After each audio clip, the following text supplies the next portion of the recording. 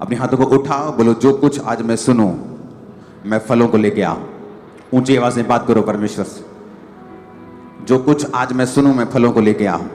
अंधकार की शक्तियां इन फलों को चुरा ना सके।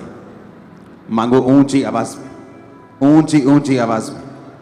वचन के बाद हम गवाहियों को लेंगे। ऊंची आवाज में बात करो खुदाबंद से, ऊंची ऊंची ऊंची आवाज में। आज मैं फलों को लेके आऊं। परमेश्वर का आत्मा अपनी योजनाओं को मुझ पे जाहिर करे। जितनी ताकत है मांगो यीशु मसीह के नाम में।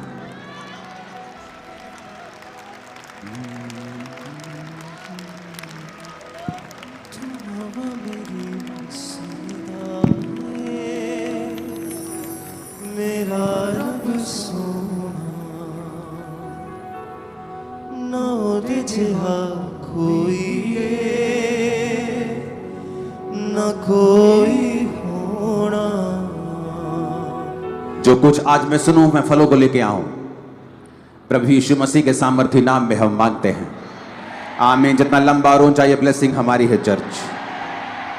जोरदार खुदाबंद की तारीफ करो जितनी ताकत है आप में, जोर से।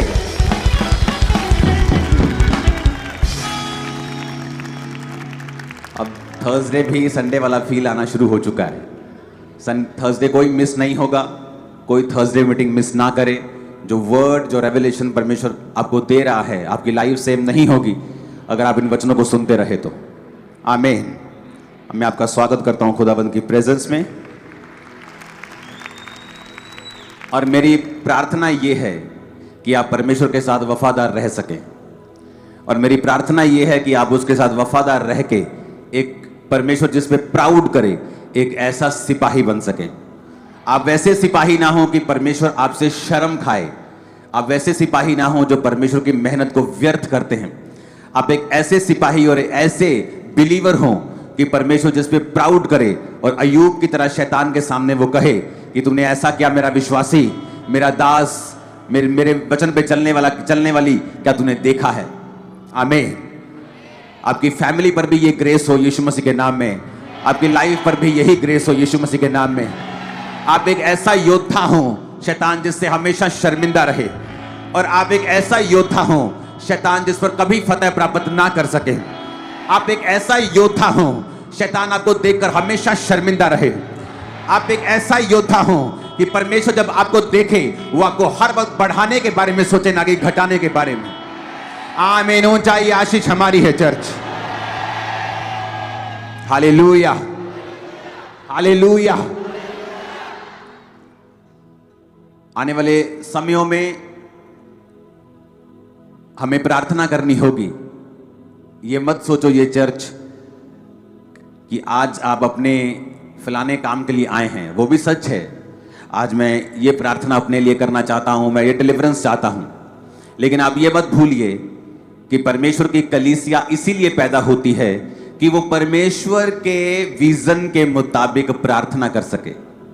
जो कुछ परमेश्वर का दर्शन है, अगर आप उसके मुताबिक प्रार्थना करते हैं, अपने बॉडी को, अपने टाइम को परमेश्वर के लिए, उसके मकसद के लिए देते हैं, तो आपकी लाइफ में डिलीवरेंस एंटर करती है। बहुत से लोग आप उनको देखें जो क्रिश्चियन घराने के हैं, हर संडे चर्च जाते हैं, लेकिन उनकी लाइफ में आपको 1% भी डिलीवरेंस नजर नहीं आएगी। क्यों? ऐसा क्यों? वो चर्च भी जाते हैं। क्या उनकी जिंदगियां सही नहीं है? बिल्कुल सही है, लेकिन फिर डिलीवरेंस क्यों नहीं है? क्योंकि जिस दर्शन में आप जाते हैं, अगर उस चर्च का दर्शन नहीं है रूहें बचाना, और वो परमेश्वर के प्लान में नहीं है, तो उसके मुताबिक फिर वो आपको होमवर्क भी नहीं देगी। जब आपका होमवर्क परमेश्वर की ओर से नहीं है, तो आपकी ब्लेसिंग, आपकी डिलीवरेंस भी परमेश्वर आपको कभी नहीं देता। जब पौलुस ये वचन लिख रहा था कि अब मेरा परमेश्वर तुम्हारी हर घटी को महिमा सहित मसीह यीशु में पूरा करेगा, यानी तुम्हारी हर घटी को वो इज्जत के साथ कंप्लीट करेगा। तुम्हारी बेइज्जती नहीं होगी, जिस तरह तुम्हारे रिश्तेदार तुम्हारी बेइज्जती करते हैं जब तुम उनसे 50,000 मांगने के लिए जाते हो। दे भी देंगे 100 में से 10, लेकिन बेइज्जती भी करेंगे। परमेश्वर ने कहा मैं तुम्हारी जिंदगी की घटी इज्जत के साथ पूरी करूंगा, तुम्हारी घटियां भी पूरी करूंगा, तुम्हारी इज्जत को भी बढ़ाऊंगा। और ये ग्रेस आज आपके परिवार और आपके सिरों के ऊपर आ रही है, और ये ग्रेस आज यीशु के नाम से ठहर रही है आपकी लाइफ के ऊपर। हालेलुया। तो जब आप परमेश्वर के मुताबिक प्रार्थना करना शुरू करते हैं, जैसे आपको बताया जाता है, कुछ हफ्ते आपको चर्च के लिए स्पेशल फास्टिंग प्रेयर करनी है। सब काम हो जो अनाउंस नहीं किए जा सकते, आपको प्रार्थनाएं करनी है, परमेश्वर बाकी कामों को करे। ये क्या है? परमेश्वर का प्लान। जब आप उस प्लान के मुताबिक फास्टिंग करते हैं, प्रार्थना करते हैं, कई लोग बोलते हैं नहीं नहीं कोई बात नहीं, चर्च पापा अपने आप प्रेयर कर लेंगे, पापा की बड़ी टीम है वो अपने आप प्रेयर कर लेगी, तो वो आशीष भी पापा ही पाएंगे और आशीष भी टीम ही पाएगी।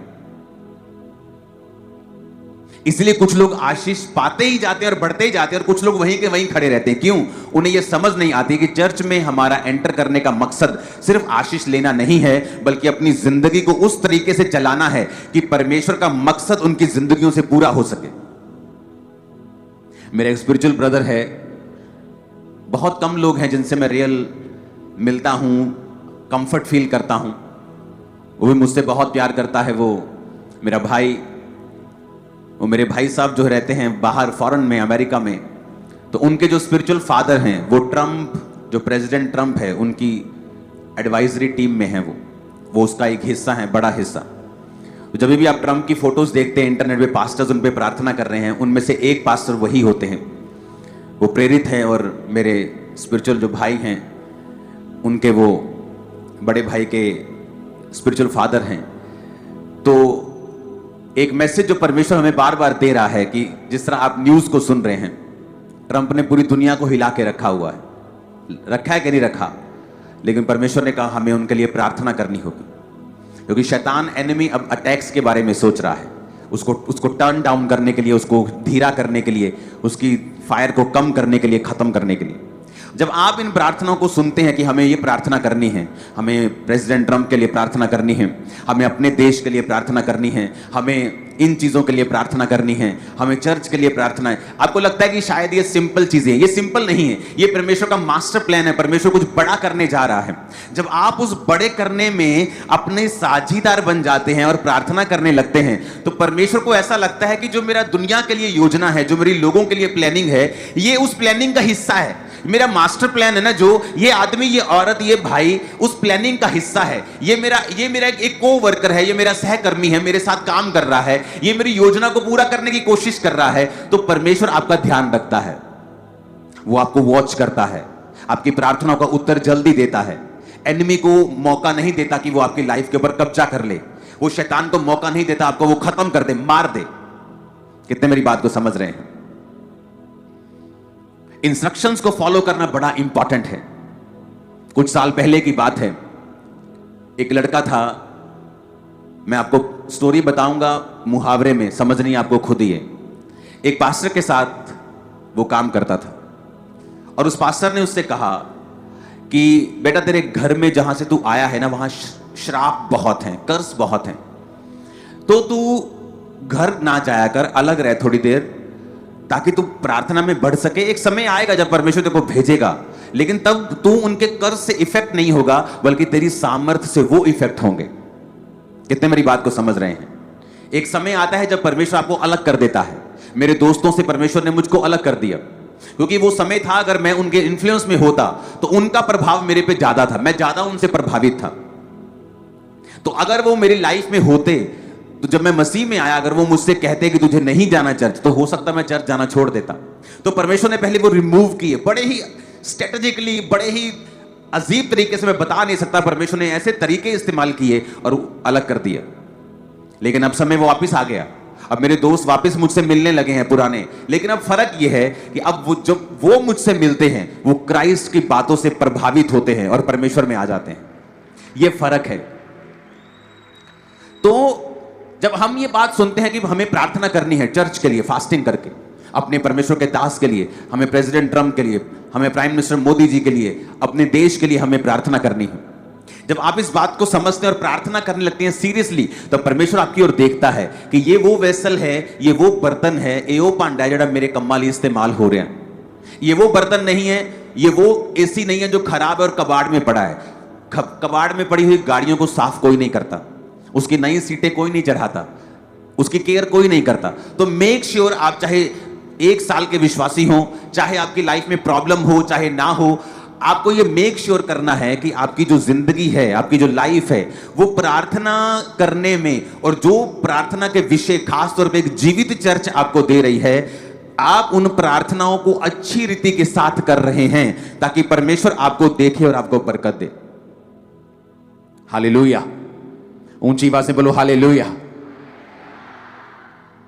अब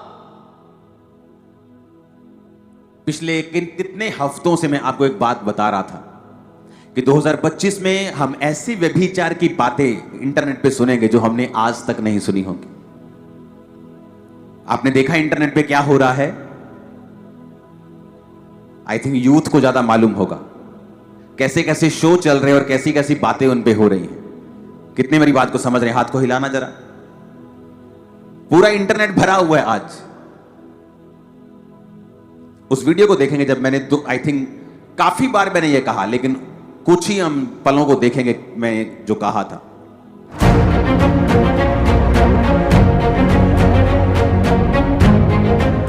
हालेलुया। जैसे कि आप जानते हैं कि परमेश्वर अपने दासों के ऊपर आने वाली बातों के बारे में पहले से ही उन भेदों को प्रकट करता है। परमेश्वर के दास प्रेरित अंकुर यूसुफ नरूला जी के ऊपर परमेश्वर ने आने वाली बातों को बताया कि किस तरह से आने वाले समय में धरती के ऊपर पाप बहुत बढ़ जाएगा, गंदगी, अश्लीलता बहुत ज्यादा बढ़ जाएगी। 22 दिसंबर 2024 को परमेश्वर के दास ने जो प्रोफेटिक वर्ड्स दिए, तो आइए पहले हम उनको सुनते हैं। इतनी गंदगी होगी फ्यूचर में, इतना पाप होगा। अगर आज आप देखो इंटरनेट के ऊपर कॉमेडी के नाम के ऊपर कितना व्यभिचार हाई लेवल का हो चुका। पहले था कॉमेडी के नाम पे व्यभिचार शुरू हुआ, वो एक्सेप्ट हुआ। जब वो एक्सेप्ट हुआ फिर शैतान ने अगला वार लॉन्च किया। अब आप देखो इंटरनेट के ऊपर कॉमेडी के नाम के ऊपर एक बहुत ही हैवी लेवल का पाप जो है वो चल पड़ा है। लेकिन उसके बाद फिर एक अलग लेवल आएगा और लेवल आएगा। और फिर इसके बाद 30 जनवरी 2025 को फिर से परमेश्वर ने अपने दास के ऊपर उन बातों को जाहिर किया और परमेश्वर के दास ने आने वाले समय में फैलने वाली इस गंदगी के बारे में पहले से ही बता दिया था। आप देखेंगे लोग बुरे के बाद बुरे होंगे, व्यभिचार पूरा महिमा मंडित होगा, गंदे लोगों की वाह वाह होगी, बहुत सारी चीजें होंगी जो आप इमेजिन नहीं कर सकते कि ऐसा हो सकता है।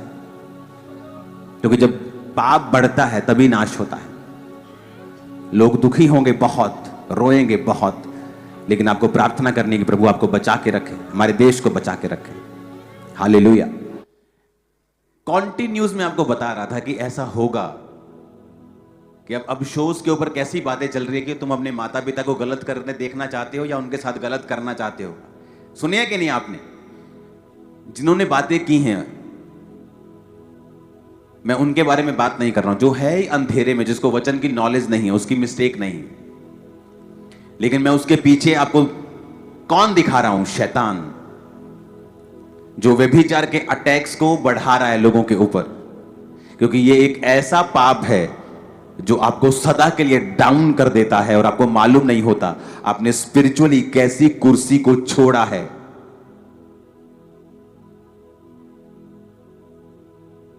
अब क्या करना चाहिए? हमें प्रार्थना करनी है, ऐसे लोगों को माफ कर देना है। इन लोगों की मिस्टेक नहीं, क्योंकि उनको मालूम नहीं, वो अंधेरे में। और मैंने आपको बताया था कि अब ऐसी बातें सुनोगे जो आपने टीवी के ऊपर कभी नहीं सुनी होगी। वो लेवल इतना गंदा होगा। और अभी फरवरी नहीं चढ़ा, हमने वो सुन लिया। कितनी इन बातों को समझ रहे हैं? जब आपको पहले बता दिया जाता है कि शैतान की योजना ये है, वो इस तरह से प्लान करके बैठा है, उसके हथियार ये हैं, और हमें प्रेयर करनी है कि परमेश्वर शैतान की योजनाओं को नाश करे।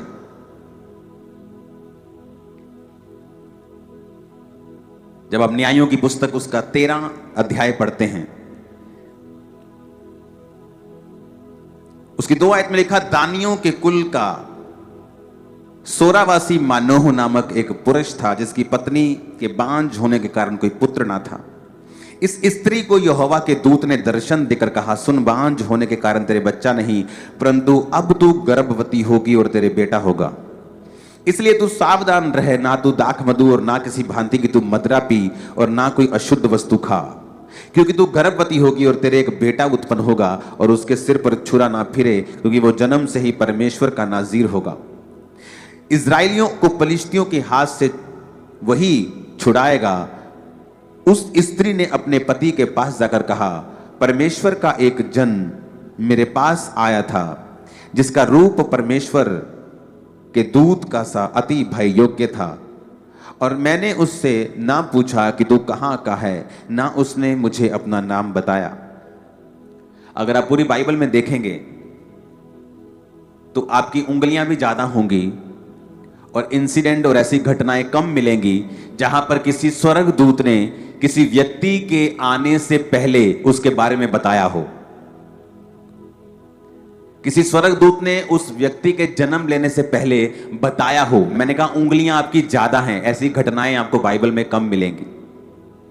आपको इस घटना के ये मिलेगी, आपको जीसस क्राइस्ट, आपको यूहन्ना बपतिस्मा देने वाला, आपको ऐसे बहुत कम लोग मिलेंगे जिनके जन्म से पहले दूतों ने डिक्लेयर किया था और बताया था कि ये लोग जन्म लेंगे और ये परमेश्वर के खास मकसद के लिए ठहराए गए हैं।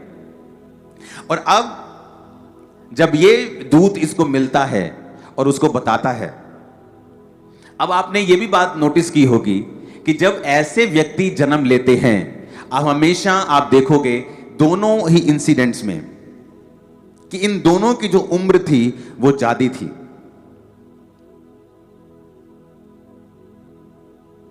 कई बार आपकी लाइफ में जब परमेश्वर ने बहुत बड़ा काम करना होता है, वो आपके टाइम टेबल के हिसाब से नहीं चलता।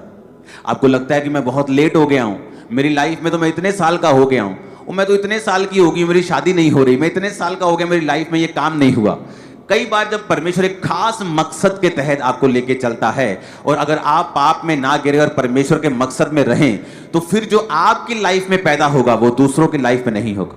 आप नोटिस करेंगे आपकी लाइफ में जो ग्रेस होगी वो दूसरों की लाइफ में नहीं होगी। आप एक अलग यूनिक ग्रेस के मालिक होंगे। क्यों? क्योंकि परमेश्वर ने आपको तैयार भी अलग और यूनिक तरीके के साथ किया है। इसलिए जब परमेश्वर कई बार आपकी लाइफ में देरी करे तो कभी भी नाराज ना हो, क्योंकि परमेश्वर का आपको मालूम है कि यूहन्ना बपतिस्मा दाता जब पैदा होने वाला था तो परमेश्वर ने कहा तू इसीलिए बांझ रही और इसीलिए तू बुढ़ापे तक गर्भवती नहीं हो पाई, क्योंकि मैं तेरे को एक स्पेशल गिफ्ट देना चाहता था, एक ऐसा बेटा देना चाहता था जो जीसस क्राइस्ट का भी गुरु होगा। आप जानते हैं वो उसका गुरु बना। वो यीशु मसीह ने कहा मुझे बपतिस्मा दे, यूहन्ना कहता नहीं तू मुझे बपतिस्मा दे। जीसस ने कहा धार्मिकता का पूरा होना उचित है, तू मुझे बपतिस्मा दे, मैं भी किसी के अधीन रहूंगा इस पृथ्वी के ऊपर और बपतिस्मा लूंगा। तो एज ए मेंटर बपतिस्मा लिया और दिखाया परमेश्वर ने धरती के ऊपर कि सब कुछ मैंने इंसान की तरह किया है। इसलिए जीसस ने कहा था यूहन्ना बपतिस्मा देने वाले से बड़ा इस पृथ्वी पर और कोई नहीं है। एक गुरु की भूमिका उसने कुछ देर के लिए निभाई। माता पिता थे परमेश्वर के, वो आम घर में जन्मा, अमीर नहीं थे उसके माता पिता। अमीर घर में वो जन्म सकता था, फिर लोग बोलते इसको गरीबी का क्या मालूम, ये तो चांदी का चम्मच लेके पैदा हुआ है। कैसे लोग कई बोलते नहीं यीशु के माता पिता गरीब नहीं थे, सराय में जगह नहीं थी, नहीं। लेकिन जब मैंने स्टडी की तो मुझे मालूम हुआ कि वो अमीर नहीं थे, क्योंकि जब यीशु मसीह पैदा हो गए और जब सब कुछ हो गया और वो परमेश्वर के भवन में जब बलिदान चढ़ाने के लिए गए तो उन्होंने कबूतरों का जोड़ा बलिदान किया था। कबूतरों का जोड़ा वही बलिदान करता था जो फाइनेंशियली मजबूत नहीं होता था। जो फाइनेंशियली मजबूत होता था वो बैल बकरे भेड़ें बलिदान करता था। जो फाइनेंशियली थोड़ा कमजोर होता था वो कबूतर बलिदान करता था, क्योंकि वो सस्ते होते थे। तो जीसस क्राइस्ट के माता पिता ने कबूतरों का बलिदान किया था, परमेश्वर जैसा व्यवस्था में लिखा था, जैसा पुराने नियम में लिखा था। तो यीशु मसीह ने वो सब कुछ किया एक इंसान होने के नाते कि आज जितने भी जन परीक्षाओं में हैं, दुखों में हैं, वो उनकी हेल्प कर सके। अब यहां पर हमें यह मालूम होता है कि परमेश्वर के दूतों ने एक बर्थ अनाउंस किया, अनाउंसमेंट की कि एक परमेश्वर का जन आने वाला है। तो अंगूर भी मत खाना। जो लोग बोलते हैं बाइबल में शराब पी सकते हैं जी, ये तो अंगूर खाने के लिए भी मना कर रहा है। बाइबल तो इतनी सख्त है। वो तो लोग ढीठ हैं, लोग पाप करना चाहते हैं, बहाना बना लिया। बाइबल में कहां लिखा है सिगरेट ना पियो? कहीं लिखा है स्मैक ना पियो? लिखा है कहीं बाइबल में? कहीं नहीं लिखा। तो इसका मतलब क्या सिगरेट पीनी चाहिए? तो परमेश्वर ने सेंस भी दी है, बुद्धि भी दी है, विवेक भी दिया है। इसलिए बाइबल कहती है मैं अपनी व्यवस्था को तेरे विवेक के ऊपर लिखूंगा। क्यों? आपका विवेक अंदर से मालूम होगा कि यार ये गलत है, लिखा चाहे नहीं लिखा कहीं पे, लेकिन है ये गलत। आपका विवेक आपको बताता है, क्योंकि परमेश्वर ने आपको आपका विवेक भी दिया है। कितने मेरी बात को समझ रहे हैं? आपके अंदर से मालूम होता है जो मैं कर रहा हूं ना, ये कमीशन के नाम पे किसी चीज, ये गलत है, अंदर से मालूम होता है ये चोरी है, अंदर से मालूम होता है नहीं ये व्यभिचार है, अंदर से पता होता है। लेकिन आदमी जब विवेक को निर्बल कर लेता है और अपने दिल को फॉलो करता है तो उसका मरना और बेइज्जत होना फिर तय होता है। कितने मेरी बातों को समझ रहे हैं? अब यहां पर अनाउंसमेंट होती है कि एक बेटा पैदा होगा। बेटा तूने अंगूर नहीं खाना, अंगूर से बनी हुई वस्तु नहीं खानी, अंगूरों का जूस भी नहीं पीना, शराब भी नहीं पीनी, क्योंकि ये बेटा जो पैदा होगा ये परमेश्वर का नाज़ीर कहलाएगा, ये पवित्र होगा और इस्राएलियों को पलिश्तियों के हाथ से छुड़ाएगा। और वचन क्या कहता है कि वो पैदा हुआ, जब पैदा हुआ तो परमेश्वर ने उसको सामर्थ्य दी, उसको शारीरिक ताकत दी, उसके बालों में उसकी ताकत थी। वचन कहता है कि जब उसको लोग पकड़ने के लिए पलिश्ती आते थे तो गधे के जबड़े की हड्डी से उसने 1000 लोगों को मार दिया था। और वो इस्राएलियों का न्याय करने लगा और दुश्मनों के हाथों से इस्राएलियों को छुड़ाने लगा। इस्राएल जब परमेश्वर की दुहाई देता था तो परमेश्वर अपने लोगों को खड़ा करता था और वही परमेश्वर ने खड़ा किया और परमेश्वर ने छुड़ाया। पर सैमसन की लाइफ में एक कमी थी, वो कमी थी व्यभिचार की। औरत उसका क्या बोलते हैं, कमी थी, उसकी कमजोरी, औरत उसकी कमजोरी थी। अगर आप सैमसन की लाइफ देखें तो वो बार बार औरतों के साथ ही पाप में गिरता था, ये उसकी लाइफ की कमी थी। औरत भी उसने कैसी पसंद की, दूसरी जाति की, क्योंकि वो सुंदर थी। उसके बाद बाइबल कहती वो वेश्याओं के पास गया और उस वेश्या ने प्यार से पूछा तेरी ताकत का राज क्या है। कभी वो बोलता कि मेरे को अगर तुम सूती के साथ बांध दोगे, झूठ बोलता रहा। एंड में जब उसने बहुत दबाया और उसने कहा कि मेरी ताकत का राज मेरे बालों में है, अगर कोई मेरे बाल काट दे तो यहोवा का आत्मा मुझसे चला जाएगा और मेरी ताकत भी चली जाएगी, क्योंकि मैं यहोवा का नाज़ीर हूं। और जब वो सोया उसके घुटनों के ऊपर उसने बाल काट दिए और तब उसने पलिश्तियों से कहा आओ अब की बार पकड़ लो, क्योंकि अब ये मेरे को मालूम हो गया, सच बोला है, अब इसकी ताकत जा चुकी है।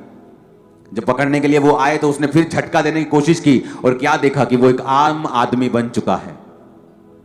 कुछ लोगों को लगता है कि सैमसन बड़ा मजबूत था, 8 फुट का होगा, बड़ा ताकतवर होगा, लेकिन सैमसन एक आम आदमी और आम स्ट्रक्चर वाला आदमी था, उसका बॉडी स्ट्रक्चर आम आदमी की तरह था।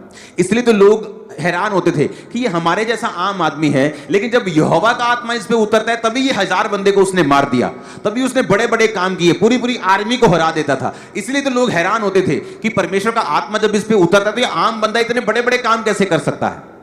इसलिए बाइबल में लिखा है ना बल से ना शक्ति से बल्कि तेरी आत्मा के द्वारा। हालेलुया, जोर से हालेलुया बोलो जरा। तो जब उसने जब सबको मारता था, लेकिन जब पावर चली गई, बाइबल कहती उसको पकड़ लिया गया। जब उसको पकड़ा तो वचन कहता है न्यायों 16 उसकी 21 में, तब पलिश्तियों ने सैमसन को पकड़कर उसकी आंखें फोड़ दी, उसे गाजा को ले जाकर पीतल की बेड़ियों से जकड़ लिया और वह बंदी गृह में चक्की पीसने लगा। इमेजिन करो, जिस व्यक्ति को पलिश्तियों को मारने के लिए चुना है वही पलिश्तियों ने उसकी आंखें फोड़ दी। 23 आयत में लिखा है पलिश्तियों के सरदार अपने दागोन नामक देवता के लिए बड़ा बलिदान चढ़ाने और आनंद करने को यह कहकर इकट्ठे हुए कि हमारे देवता ने हमारे शत्रु शिमशोन को हमारे हाथ में कर दिया है। जब लोगों ने उसे देखा और यह कहकर अपने देवता की बढ़ाई की, हमारे देवता ने हमारे शत्रु, हमारे देश का नाश करने वाले को, जिसको हमने जिसने हम में से बहुतों को मार डाला, हमारे हाथ में कर दिया है। जब उनका मन मगन हो गया तब उन्होंने कहा शिमशोन को बुला लो कि वह हमारे लिए तमाशा करे। इसलिए शिमशोन बंदी गृह से बुलवाया गया और कि वह उनके लिए तमाशा करने लगा और खंभों के बीच में खड़ा कर दिया गया। अब एक व्यक्ति को वो कितना इंपॉर्टेंट होगा हम इस बात से समझ सकते हैं कि दूत आके उसकी अनाउंसमेंट कर रहे हैं, उसकी मां को स्पेशल इंस्ट्रक्शन दे रहे हैं कि कोई तूने अंगूर नहीं खाना, किशमिश नहीं खानी, मुनक्का सौगी नहीं खानी, है ना। देखो कितनी कठिन उसको बातें बोली, क्योंकि परमेश्वर का नाज़ीर होगा, इसके सिर पर छुरा नहीं फिराएगी तू, ये परमेश्वर का नाज़ीर होगा और ऐसे ही चलेगा। अब जिस दुश्मन को मारने के लिए सैमसन का जन्म हुआ था, उसी दुश्मन ने सैमसन को पकड़ा और उसकी आंखें फोड़ी, विजनलेस कर दिया उसको। अब परमेश्वर ने आपको चुना है। पुराने नियम में कोई कोई सैमसन होता था, कोई कोई दाऊद और कोई कोई सुलेमान होता था। नए नियम में सिस्टम बदल गया। नए नियम में जो एक के पास होता था पुराने नियम में, अब वो आप सबके पास है। आप सब बड़े काम करने के लिए बुलाए गए हैं, मेरे को पता है आज नहीं तो कल ये पूरा होगा। लेकिन अगर आपने भी वही किया जो सैमसंग ने किया, जिस दुश्मन पर सैमसंग को कब्जा करने के लिए बुलाया गया था और उस पर कब्जा किया बहुतों बार उनके हजारों को गधे की जबड़ी की हड्डी के साथ उसने मारा, बहुतों बार उनको शर्मिंदा किया, कभी पकड़ नहीं पाए। परमेश्वर की ताकत उसके साथ थी, लेकिन जब उसने पाप किया, अपना भेद एक औरत को दिया, व्यभिचार में गया, वही दुश्मन जिस पर कब्जा सैमसंग का होना चाहिए था, उसने सैमसंग के पर कब्जा किया और आंखें फोड़ दी। आज कितने क्रिश्चियन है विजनलेस हो चुके हैं, उन्हें दिखाई नहीं देता आगे क्या करेंगे। क्यों? क्योंकि व्यभिचार के कारण पर शैतान ने उनकी आंखों को अंधा कर दिया, नहीं जानते सेवकाई में क्या करना है। पास्टर्स व्यभिचार में फंसे हुए हैं, पास्टर्स की बात कर रहा हूं, चर्चेस चलाते हैं, बड़े ओहदे भी हैं कईयों के पास, लेकिन व्यभिचार में है। पर्सनली मैं जानता हूं, लेकिन मैं कभी भी किसी को पर्सनली अटैक नहीं करता हूं, क्योंकि यह उसका और परमेश्वर का मामला होता है। मैं केवल उन्हीं विषयों पर बोलता हूं जो विषय चर्च के साथ संबंधित है, जिससे चर्च की लाइफ में कोई अपवित्रता ही ना आए। लेकिन पास्टर्स की पर्सनल लाइफ में क्या चल रहा है, यह उनका और परमेश्वर का मामला है, और प्रभु उनका न्याय करेगा। तो जिस दुश्मन को सैमसंग को कब्जा करने के लिए पैदा किया था, वही दुश्मन अब सैमसंग के ऊपर कब्जा करके उसका तमाशा कर रहा है। और क्या कह रहा है कि हमारे देवता ने इसको हमारे हाथ में कर दिया है। ये वही है जिसने हमारे देश में से बहुतों को मार दिया था, लेकिन अब हमारे देवता ने, वो अपने देवता की उपासना कर रहे हैं। शैतान का किंगडम हमेशा ग्लोरीफाई होगा जब आप परमेश्वर के नाम को महिमा देने में फेल हो जाएंगे। परमेश्वर ने बड़े बड़े मिरेकल करके इजरायलियों को बुला लिया, छुड़ा लिया, राजे को शर्मिंदा किया, बड़े बड़े मिरेकल किए, उसको बार बार शर्मिंदा करके उसके पहलोठे को मार के वहां से ले गया। लेकिन परमेश्वर कहता, मैं इजरायलियों को कनान देश में नहीं लेके जाऊंगा। सिर्फ 2 जन थे जो वहां कनान देश में पहुंचे, 20 लाख में से 2 लोग, उनकी जनरेशन गई वहां पे, जो लोग एक्चुअल में निकले थे वो नहीं गए। और आप जानते हैं उन लोगों ने, मिस्रियों ने क्या उपहास किया। कहता परमेश्वर जो उनको ले गया था वहां से, कहां पहुंचाया उनको। लेकिन वो ये नहीं देख रहे थे कि इजरायली अपनी कमियों और अपनी गलतियों की वजह से शर्मिंदगी और बेइज्जती दूसरे लोगों की सह रहे हैं, जबकि उनको वो सहनी नहीं थी, क्योंकि परमेश्वर ने उनको इज्जत देने के लिए खड़ा किया था। एक व्यभिचार, एक पाप, परमेश्वर से दूरी आपकी लाइफ में क्या कर सकती है। तो आप सैमसंग को देखें वो क्या कर सकती है, इजरायलियों को देखें वो आपकी लाइफ में क्या कर सकती है। हालेलुया। कितने साल तक दाऊद एक आम जिंदगी जीता रहा, बहुत साल तक, कितने साल तक, बहुत साल जीता रहा, भेड़े पालता रहा, बकरियां पालता रहा, पाले में रहा, धूप में रहा, लेकिन उसने व्यभिचार नहीं किया। आज जब लोग एक छोटा सा काम पकड़ लेते हैं और अपनी लाइफ में एक छोटी सी जॉब पर गुजारा करते हैं, और उसके बाद वो सोचते हैं कि मेरी लाइफ में क्या है बड़ा, कोई एक्साइटमेंट नहीं, और व्यभिचार में गिरते हैं। और उन्हें यह नहीं मालूम कि तुम्हारी लाइफ में कुछ बड़ा था जो परमेश्वर ने तुमको देना था, अब वो कैंसिल हो चुका है। और मैं सच कह रहा हूं, वचन कहता है शरीर के अनुसार चलने वाला एसाव, जब उसने रो रो कर परमेश्वर से माफी मांगने चाहिए, तब भी वो आशीष के काबिल नहीं गिना, जिसने एक बार की रोटी के बदले में अपने पहलोठे होने का पद अपने भाई याकूब को बेच दिया था। कितना का बड़ा गुनाह था हवा का, जो परमेश्वर ने उसको सदा के लिए अपने से अलग किया, कि सिर्फ उसने फ्रूट खाया था। लेकिन परमेश्वर के सामने ये गुनाह बड़े हैं। जिस दुश्मन पर आपको कब्जा करने के लिए बुलाया गया है, जिस शैतान के ऊपर, जिस बीमारी के ऊपर, जिस कलेश के ऊपर, जिस गरीबी के ऊपर, अगर आप परमेश्वर में सही नहीं चलेंगे तो ये चीजें आपके ऊपर कब्जा करेंगी। फिर लोग बोलेंगे कि देखो ये बड़ी बातें करता था, लेकिन इसकी लाइफ में देखो कितनी बीमारियां हैं, कितनी तकलीफें हैं। और वो ये नहीं देखेंगे कि आप परमेश्वर में सही नहीं चले, या आपने व्यभिचार किया, या आपने गलत काम किए। वो ये देखेंगे कि आपकी लाइफ में रिजल्ट क्या है। इसलिए जो लोग परमेश्वर को फेल कर देते हैं, वो श्रापित के बाद श्रापित होते जाते हैं। और जो लोग परमेश्वर के सामने फेल नहीं होते और परमेश्वर की महिमा को बरकरार रखते हैं और अपनी लाइफ को परमेश्वर के स्टैंडर्ड के मुताबिक रखते हैं, वो आशीषित के बाद आशीषित होते जाते हैं, क्योंकि यही परमेश्वर की योजना है उनकी लाइफ में। अब आपने ये डिसाइड करना है कि जिस काम के लिए प्रभु ने आपको चुना है, आपको वो काम करना है या आपको शरीर के पीछे चलना है। तुम शरीर के अनुसार चलोगे तो मरोगे, शरीर के अनुसार चलोगे तो तुम बेइज्जती की जिंदगी गुजारोगे। अगर आप इंटरनेट पे देखें, बहुत से लोग जिन्होंने सारी उम्र इज्जत गवाई, व्यभिचार का एक काम किया और इज्जत मिट्टी में मिल गई। वचन कहता है थोड़ी सी मूर्खता बुद्धि और प्रतिष्ठा को कम कर देती है। सारी उम्र इज्जत कमाते गए और बुढ़ापे में कुछ ऐसा कर दिया, सारी इज्जत खराब कर ली। क्योंकि बाइबल कहती है जहां व्यभिचार होगा वहां नाम धराई होगी। उसकी नाम धराई कभी नहीं मिटेगी। जो व्यभिचार का पाप करता है उसकी बेइज्जती लाइफ टाइम परमेश्वर का कभी खत्म नहीं होगी। लाइफ टाइम की बात कर रहा है वो। दाऊद ने पाप किया, उसका असर माफी के बाद भी उसके मरते दम तक रहा। मरते दम तक उसके बच्चे आपस में लड़ते रहे, क्योंकि यह उस तलवार का नतीजा था जो उसने हित्ती उरिया के ऊपर चलवाई थी। पाप माफी मिल जाती है लेकिन उसका असर खत्म नहीं होता कभी भी।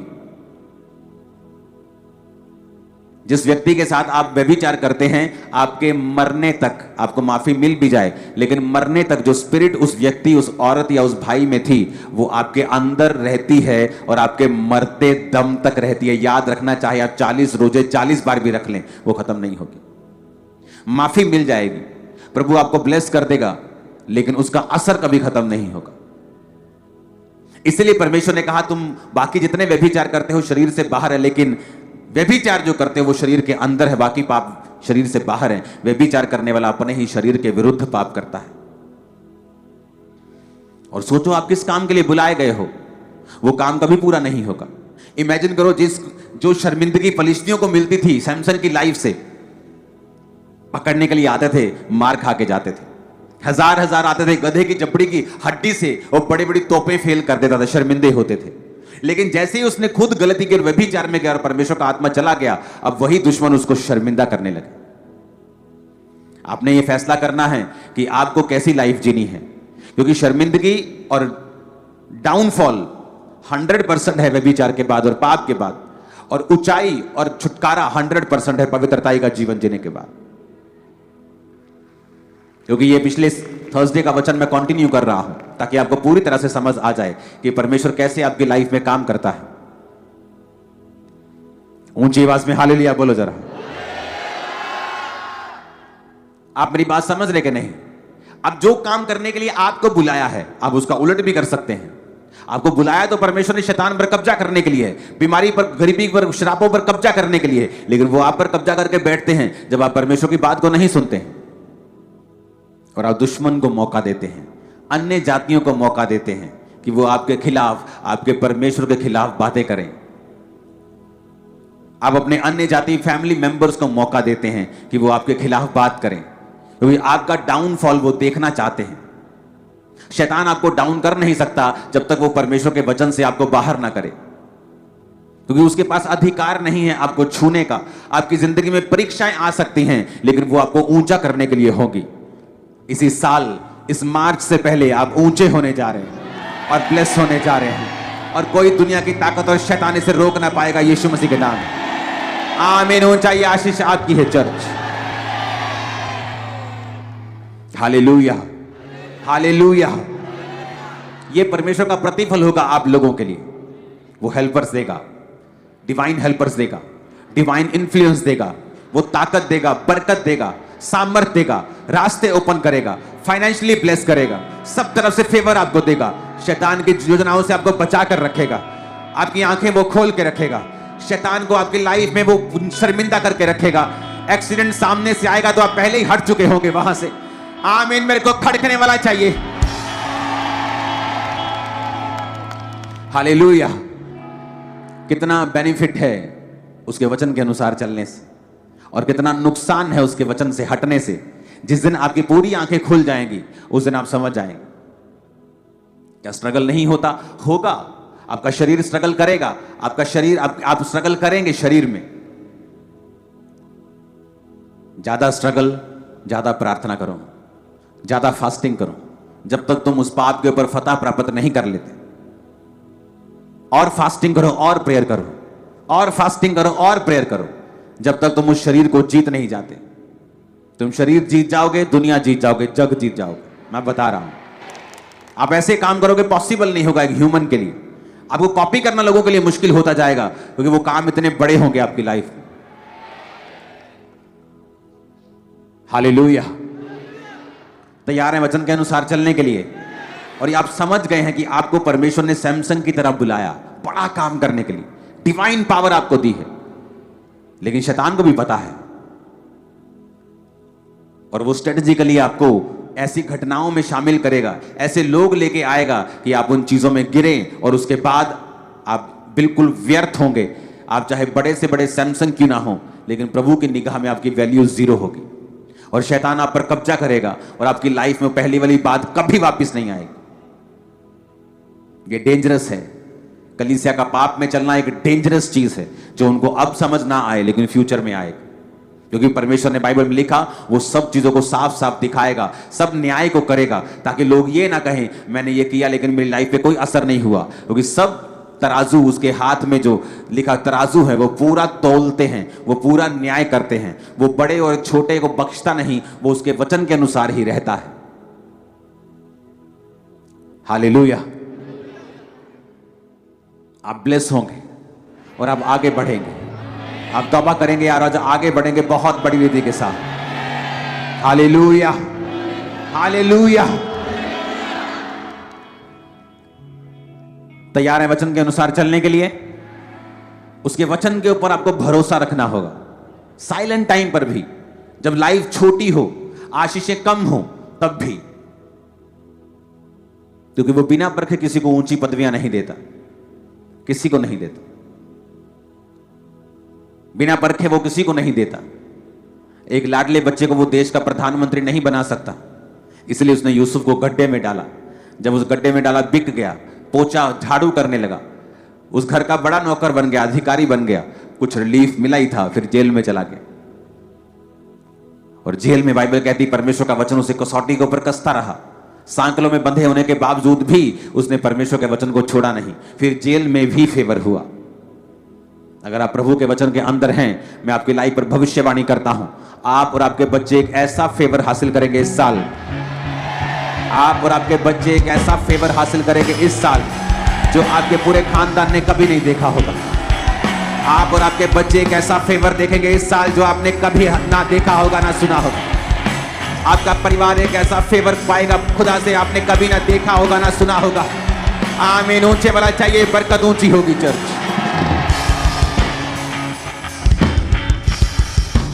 Hallelujah, hallelujah.